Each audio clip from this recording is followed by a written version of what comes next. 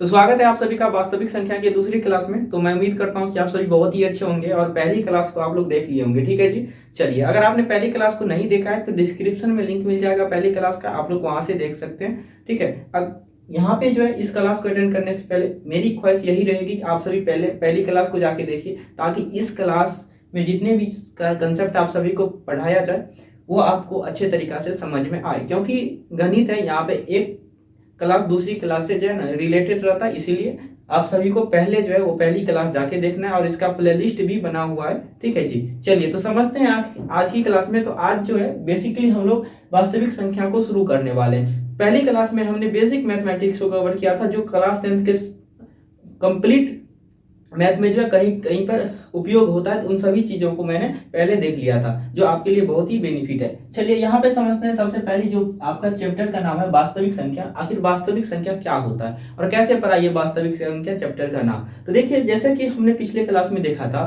कि प्राकृतिक संख्या, सम संख्या, अभाज्य संख्या, इन सभी संख्या के बारे में, पूर्णांक के बारे में, ठीक है ना। लेकिन यहाँ पे जो है वो कुछ और भी संख्या बच जाती है आपको। कभी आपने √2 सुना होगा, ठीक है ना, 1.3333 ऐसी संख्या सुना होगा।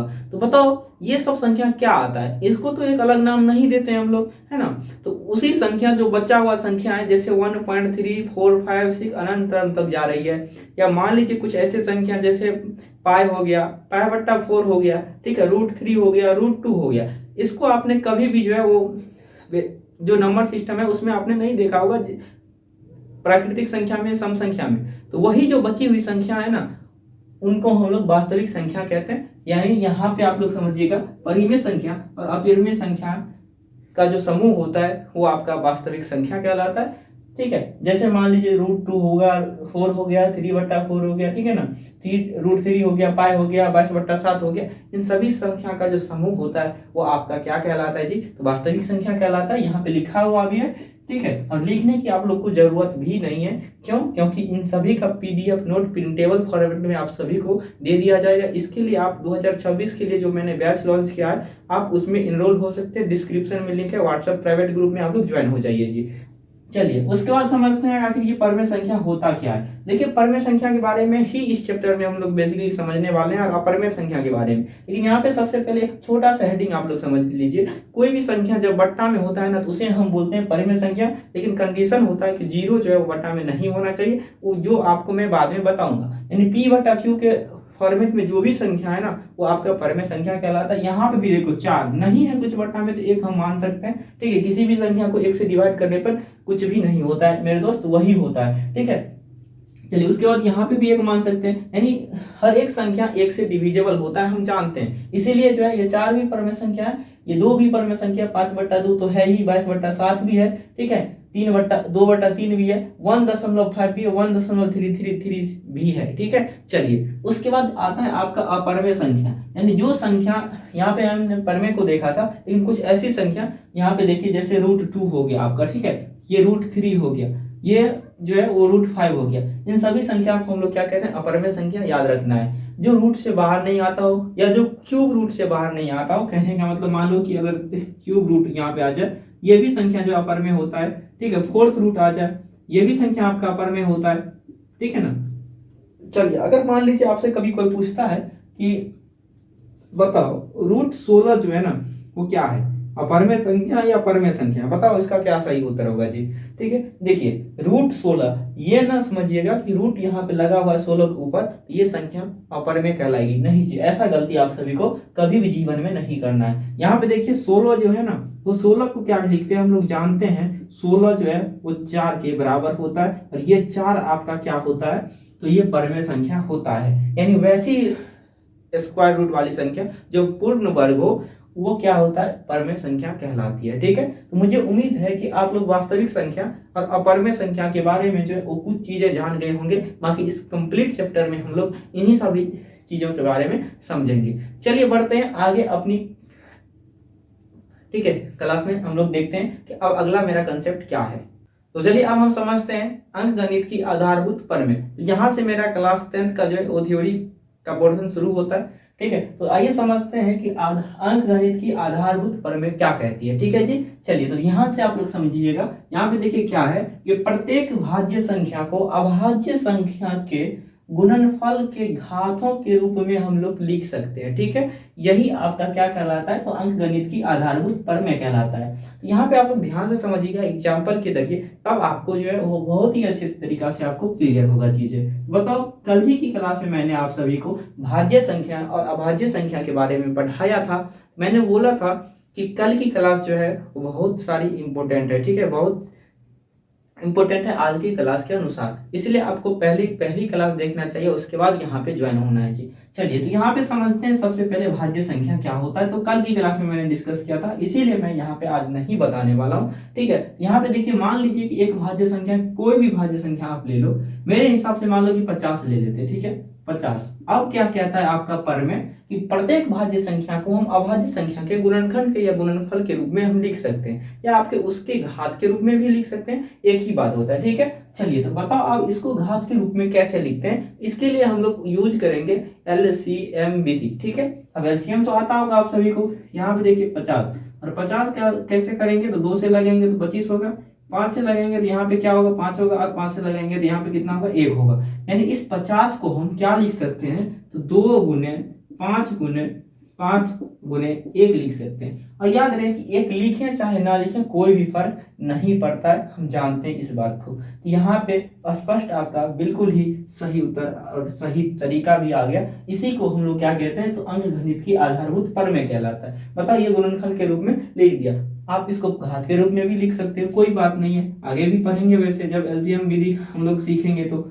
यहाँ पे बताओ, अब कल भी बताया था मैंने एक्सपोनेंट पावर के बारे में कि जब बेस सेम रहता है तो पावर जुट जाता है। तो बताओ, 5 की पावर 1, 5 की पावर 1 नहीं कुछ तो पावर 1 रहता है। चलिए, तो यहाँ पे क्या हो जाएगा, 2 की पावर 1 गुने 5 की पावर 2, यही आपका सही उत्तर और सही तरीका है जी। ठीक है, तो चलिए, क्लियर है आप सभी को क्या अंकगणित की आधारभूत प्रमेय, किसी को कोई दिक्कत नहीं होना चाहिए।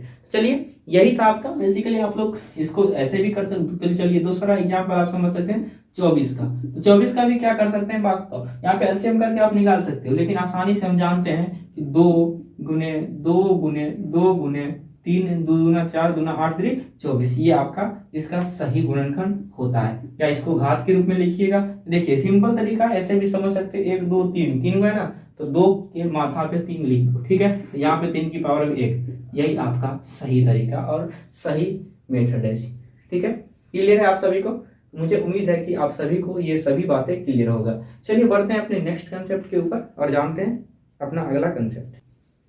तो चलिए, अब हम आगे की कंसेप्ट देखते हैं, और आगे की कंसेप्ट क्या है, यूक्लिड विभाजन प्रमेय। ठीक है, अब यूक्लिड विभाजन प्रमेय क्या है, यूक्लिड है ना नामक मैथमेटिशियन ने अपना विभाजन का प्रमेय दिया था। ठीक है, तो आइए समझते हैं इस आखिर ये है क्या। ठीक है, मान लीजिए आपके पास a और b कोई धनात्मक पूर्णांक है, यानी a और b कोई संख्या है जो क्या है, धनात्मक पूर्णांक है, यानी पॉजिटिव संख्या है। ठीक है जी, धनात्मक संख्या है, पूर्णांक के बारे में मैंने बता रखा है ऑलरेडी। ठीक है, चलिए, उसके बाद यहाँ पे देखिए कि आपके पास यहाँ पे एक और संख्या है, क्या सर, q है, और क्या है, r है। ये भी आपका कोई भी पूर्ण संख्या है यहाँ पे। ठीक है, देखिए ये पूर्णांक था और ये पूर्ण संख्या था, कहने का मतलब ये ऋणात्मक भी हो सकता है। ये ऐसा होता है क्योंकि हम जानते हैं, सॉरी, पूर्ण संख्या है, इसका मतलब ये ऋणात्मक नहीं होगा, लेकिन ये पूर्णांक है धनात्मक, यानी ये निगेटिव नहीं होगा। ठीक है, ये सभी बात ही बेसिक थी। बताओ, अब इसमें क्या है ना, जब a और b कोई धनात्मक पूर्णांक है और q और r जो है कोई भी पूर्णांक है, तब याद रखिएगा यहाँ से एक रिलेशन आता है, वो क्या होता है, ठीक है, a बराबर बी क्यू प्लस आर। ठीक है, और याद रखिएगा जहां पे r का मान 0 से है ना बराबर या 0 से बड़ा हो सकता है, लेकिन हमेशा जो होगा वो याद रखिएगा, ठीक है ना, इस q से छोटा होगा जी। ठीक है, इस q से छोटा होगा, यही आपका क्या कहलाता है, विभाजन प्रमेय कहलाता है। ठीक है, यूक्लिड का विभाजन प्रमेय कहलाता है। क्लियर है आप सभी को।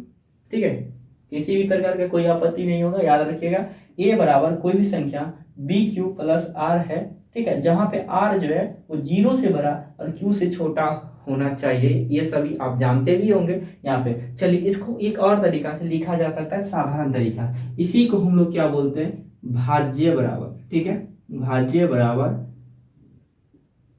भाजक गुणे भागफल प्लस शेषफल। क्लियर है जी? चलिए, यही आपका प्रमेय है यूक्लिड का विभाजन प्रमेय। भाज्य बराबर भाजक गुने भागफल प्लस शेषफल। क्लियर है? इसी को हम लोग बोलते हैं ए बराबर शॉर्टकट में, ठीक है, ए बराबर बी क्यू प्लस आर, जहां पे आर का मान 0 से, है ना, 0 के बराबर भी हो सकता है, लेकिन आर का मान 0 से क्या होना चाहिए, बड़ा होना चाहिए, बराबर तक भी चलेगा, लेकिन क्यू से हमेशा छोटा होना चाहिए, इस क्यू से हमेशा छोटा होना चाहिए, याद रखिएगा। एग्जाम्पल के जरिए बहुत ही अच्छे तरीका से हम लोग समझते हैं। यहाँ पे एक फॉर्मेट में और इसका उपयोग होता है जी। एक तो ये हो गया आपका, और ये इस कंसेप्ट पे बिहार बोर्ड जो है वो कई क्वेश्चन पूछता है, और आप सभी को मैं क्वेश्चन करा के भी दिखाऊंगा कि कैसा क्वेश्चन बिहार बोर्ड पूछता है, ठीक है, बहुत ही आसान सा क्वेश्चन पूछता है, ठीक है, इस कंसेप्ट पे। उसके बाद यहाँ पे देखिए, ये भी आपको याद रखना, जो ये तो आप बचपन में भी जानते होंगे, इसी को हम यूक्लिड विभाजन प्रमेय कहते हैं। भाज्य बराबर भाजक गुने भागफल प्लस शेषफल, है ना। आपको परेशानी होगी कि भाज्य भाजक भागफल और शेषफल क्या होता है, उसको भी दूर किया जाएगा। आप 1 मिनट तो रुको, ठीक है। एक चीज और जान लेते हैं, देखो इस संख्या को हम लोग ऐसे भी लिखते हैं, ठीक है जी। मान लीजिए ये पी क्यू है ना, पी एक्स बराबर जी एक्स इंटू क्यू एक्स और प्लस आर एक्स, ठीक है। ये याद रखिएगा, ये 3 तरीका से जो यूक्लिड विभाजन प्रमेय को लिखा जाता है, ठीक है। तो इस 2 चैप्टर में हम लोग यहाँ पे इसको समझेंगे इस चैप्टर में, लेकिन ये आपका बहुपद में इसको अच्छे से करवाया जाएगा और इस पे क्वेश्चन भी कराया जाएगा। वास्तव में यहाँ पे ए हो गया, भाज्य हो गया और पी एक्स हो गया, ये सभी बराबर है, ठीक है। इसी को हम लोग भाज्य कहते हैं, ये। उसके बाद यहाँ पे क्यू जो है, सॉरी यहाँ पे जो बी है भाजक है और जी एक्स है, ये तीनों एक टर्म होता है। क्यू भागफल, ठीक है जी, इसी को क्यू को क्या कहते हैं, कोशिएंट कहते हैं, यानी भागफल कहते हैं, जिसको हम क्यू एक्स भी लिखते हैं, ठीक है ना। यहाँ पे शेषफल होता है जिसे हम रिमाइंडर कहते हैं, तो आर एक्स होता है। ये आपका क्या कहलाता है, कंप्लीटली यूक्लिड विभाजन प्रमेय। सबसे बेसिक बात यहाँ पे समझना पड़ेगा कि क्वेश्चन इस पे कैसे आता है, ठीक है जी। तो ये चीजें अब हम समझते हैं, ठीक है, कैसे आपका बिहार बोर्ड क्वेश्चन पूछता है, ठीक है, कैसे आपके गणित में सवाल आएगा, इन सभी चीजों के बारे में हम लोग समझने वाले हैं। सबसे पहले तो गणित में जो 2 नंबर वाला क्वेश्चन आएगा और 5 नंबर वाला क्वेश्चन आएगा, वो आपका सिद्ध करने के लिए आएगा इसी कंसेप्ट पे, ठीक है।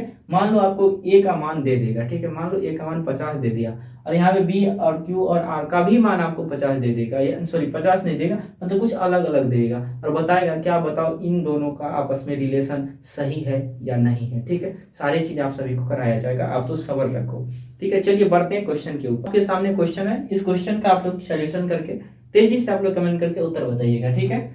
इसी बार जो है बोर्ड एग्जाम ने इस कंसेप्ट के ऊपर जो है क्वेश्चन पूछा था, तो मैं उसी कंसेप्ट पे आपको क्वेश्चन करा रहा हूँ, और आप सभी जो है इसका उपयोग करके क्वेश्चन का उत्तर दीजिए। देखो यहाँ पे दिया है क्या, पहली क्वेश्चन मैं आप सभी को करा दे रहा हूँ कि यदि b बराबर 5 हो, r बराबर 2 हो और q बराबर 4 हो तो, ठीक है, a बराबर बी क्यू प्लस आर का उपयोग कर a का मान ज्ञात कीजिए। ऐसे ही क्वेश्चन आपको ऑब्जेक्टिव में दे दिया जाएगा और आपसे a का मान पूछ लेगा।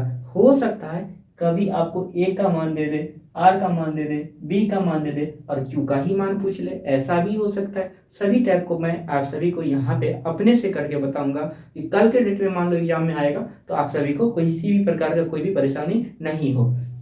तो चलिए सबसे पहले यहाँ पे इस क्वेश्चन को देखते हैं। देखिए ये क्वेश्चन ऐसे आसान है, कोई भी परेशानी आप सभी को नहीं होगा, ए का मान आसानी से निकाल लेना है। यहाँ पे बताओ दिया भी है आपको पास ए बराबर बी क्यू प्लस आर है, ठीक है, यहाँ पे ए का मान चाहिए। तो बताओ यहाँ पे आपको क्या क्या दिया है, ठीक है, बी का मान दिया, बी बराबर 5, आर का मान दिया है आपको 2 और क्यू का मान आपको 4 दिया है, ठीक है, और आपको ए का मान पूछा है। तो बताओ यहाँ पे कितना ही आसान है, बी के स्थान पे 5 डाल देते हैं, आर के स्थान पे 2 और क्यू के स्थान पे 4 डाल देते हैं और ए का मान आ जाएगा कैलकुलेशन करने के बाद। तो बताओ ए बराबर क्या हो जाएगा, तो 5 गुने क्यू का मान कितना है 4 प्लस आर का मान कितना है 2, तो 5 का कितना होता है जी 20, और 20 और 2 22, यही आपका सही उत्तर होगा, ठीक है। और इसी प्रकार से आपको ऑप्शन में 4 ऑप्शन दिए रहेंगे और आपको टिक आउट करके आसानी से आ जाना है। मान लो कल के डेट में एग्जामिनर क्या करता है, ठीक है, एक नए तरीका से क्वेश्चन पूछ ले जाए। अगला एग्जाम्पल देखो, ठीक है, इस बार आपको क्या करेगा, इसी कंसेप्ट का उपयोग करके आपको फाइंड आउट करना है। मान लो इस बार जो है ना वो क्या दे दिया गया है, तो आपका ए का मान दे दिया गया, ठीक है, ए का मान आपको 22 दे दिया गया है, ठीक है, जी। उसके बाद आपको बी का भी मान दे दिया गया है, जो कितना दे दिया गया, मान लो 5 दे दिया गया है, और आपको आर का मान जो है वो कितना दे दिया गया, यहाँ पे 2 दे दिया गया, और क्यू का मान आपसे पूछ ले। ऐसा भी तो हो सकता है मेरे दोस्त। तो कैसे फाइंड आउट करेंगे इस क्वेश्चन का, आप लोग उत्तर बताइए। ठीक है, तो देखिए समझने वाले शायद समझ गए होंगे। ठीक है, मैंने क्या किया है, लेकिन अगर जो नहीं समझ पाए वो ध्यान से इस कंसेप्ट को देखिएगा क्या करना है। और बताओ यहाँ पे क्यू का मान चाहिए, इसके लिए भी हम किसका उपयोग करेंगे, इसका उपयोग करेंगे, इस विभाजन एल्गोरिथम विभाजन प्रमेय का यूज करेंगे, जो क्या होता है ए बराबर बी क्यू प्लस आर। ठीक है, अब यहाँ पे देखो क्या दिया है, इस पर ए का मान दिया है, ए बराबर हम 22 रख देते हैं, यहाँ पे बी का मान कितना है तो 5 है, 5 रख देते हैं, और क्यू का मान आपको चाहिए, क्यू को क्यू ही रहने देते हैं, चाहे तो आप एक्स मान लेते हो। ठीक है, या तो एक्स भी मान के बना सकते हो, वैसे एक्स का कोई भी वैल्यू नहीं होता है मेरे दोस्त। यहाँ पे देखो आर का मान कितना है 2 है। अब यहाँ पे देखो क्या करना है आपको, इक्वेशन तो सॉल्व करना आता होगा। यहाँ पे 22 है, ठीक है, यहाँ पे 2 है, इसको इधर ले जाते हैं तो बराबर के साइड जाने से चिन्ह बदल जाता है, प्लस वाली वैल्यू माइनस की हो जाती है, और माइनस वाली वैल्यू जो है वो प्लस की हो जाती है। चलिए बढ़ते हैं, यहाँ पे क्या हो जाएगा 22 माइनस 2, जो 5 गुने क्यू के बराबर है। अब ये किसके बराबर है, 20 के बराबर है, और 5 गुने क्यू। अब यहाँ से आसानी से निकल जाएगा, इसको हम पलट लेते हैं, यानी सीधा कर लेते हैं। बताओ तो 5 गुने क्यू किसके बराबर हुए, 22 के बराबर। यहाँ से जो है क्यू का मान आसानी से निकल जाएगा। बताओ ये चीजें क्यू का गुना में बराबर के साइड जाने पर क्या हो जाता है, भाग में चला जाएगा। अगर मान लो कि कोई भी संख्या अगर बराबर के उस साइड अगर भाग में है, हमको इस साइड लाना है, यानी लेफ्ट से राइट या राइट से लेफ्ट जाना है, वो आपस में इंटरचेंज कर जाती है, जोड़ घटाव में बदल जाती है, घटाव जोड़ में बदल जाती है, और गुना भाग में और भाग गुना में। ये सभी बातें आप सभी जानते भी होंगे, नहीं तो जान लीजिए। उसके बाद 20 बट्टा कितना करेंगे 5, ये कितना बार में काटा तो ये 4 बार में काटा, आपका बिल्कुल ही सही उत्तर होगा। ठीक है, ऑप्शन तो है नहीं लेकिन 4 आएगा। चलिए तो यहाँ पे देखिए क्या था, देखो यही 4 आया ना, क्योंकि मैंने सेम ही क्वेश्चन को पलट के दे दिया था। ठीक है, इसी क्वेश्चन का उपयोग करके मैंने यही चीज आपसे पूछ लिया था। तो ऐसे आपका एग्जामिनर कर सकता है, हो सके यहाँ पे कोई दूसरा वैल्यू दे दे, यहाँ पे कुछ और वैल्यू दे दे, यहाँ पे कुछ और वैल्यू, और यहाँ से कुछ और आपसे पूछ लिया जाए। देखो यहाँ पे बी भी पूछ सकता है आपको, ठीक है ना, क्यू का मान दे दे, ठीक है, आपको बी भी पूछ सकता है और आपको आर भी पूछ सकता है, कुछ भी पूछ सकता है। 3 दे देगा 1 पूछेगा, 3 दे देगा 1 पूछेगा, और आपको क्या करना है तो इसका इस्तेमाल करना है। ठीक है जी, चलिए तो मैं उम्मीद करता हूँ कि इस कंसेप्ट का, ठीक है, क्वेश्चन सब आपने सीख लिया होगा, तो अब ज़्यादा कुछ बताने की जरूरत नहीं है, आप सभी समझ गए होंगे। बाकी बुक के जरिए जब ऑब्जेक्टिव का सेक्शन होगा तब वहाँ पे हम लोग सीखने वाले हैं। चलिए ये क्वेश्चन आप सभी के लिए लास्ट में आप लोग कमेंट करके उत्तर बताते चलिएगा, ठीक है ना, हम दे देते हैं, और अगली क्लास में आप सभी को उत्तर पूछेंगे, क्या होगा इसका सही उत्तर आप लोग बताना। चलो मान लो इस बार जो है ए का मान आपको दे दिया, ठीक है 30 दे दिया, आपको बी बराबर दे दिया, सॉरी नहीं इस बार रुको, इस बार क्या किया है आपको क्यू का मान कितना दे दिया, मान लो इस बार 5 दे दिया, आर बराबर आपका कितना दे दिया 0 दे दिया, और आपसे क्या पूछा है तो बी बराबर पूछा है। ठीक है, बी का मान क्या होगा। चलिए ये क्वेश्चन आपका HW है, और देखते हैं कि कौन इसका सही उत्तर कमेंट करता है। ठीक है जी, तो आज की क्लास में हम लोग यहीं पे रुकेंगे, और अभी जो है आप सभी को बुक नहीं बनाना है, ठीक है ना, जब आपको बोला जाए तब जाके ट्राई करना है, बुक बनाना है। ऑब्जेक्टिव का आपने नोट नहीं लिया है तो अभी से ऑब्जेक्टिव बनाते चलना है, ताकि अच्छे से क्वेश्चन प्रैक्टिस हो सके और अच्छे से अच्छे मार्क जो है हम अपने एग्जाम में कर सके जी। और बाकी बुक भी आपको बनाना है, ये भी बात मैंने आप सभी को पहले ही पहली क्लास में बता रखा कि कैसे पढ़ना है, ठीक है ना। चलिए तो मिलते हैं अगली क्लास के साथ। और जहां तक हो इस कंप्लीट क्लास 10th का जो मैंने कोर्स लॉन्च किया है, ठीक है, बिल्कुल सारे स्टडी मटेरियल जो आपको कहीं पे पैसा में दिया जाएगा वो बिल्कुल फ्री ऑफ कॉस्ट मैं आप सभी को दे रहा हूँ। कंप्लीट क्लास 10th की तैयारी मैं खुद से आप सभी को करा रहा हूँ, आपके साथ मिलके करा रहा हूँ, ठीक है। तो जहाँ तक हो इस क्लास को आप लोग शेयर करना मत भूलिएगा, ठीक है। जहाँ तक हो सके आपके फैमिली मेम्बर में कोई भी क्लास 10th का तैयारी करता हो, या आपका दोस्त हो, या जहाँ पर हो सके आप लोग संभव हो सके तो आप लोग शेयर जरूर करिएगा जी। मिलते हैं अगली क्लास के साथ, तब तक के लिए पढ़ते रहिए, मस्त रहिए, जय हिंद।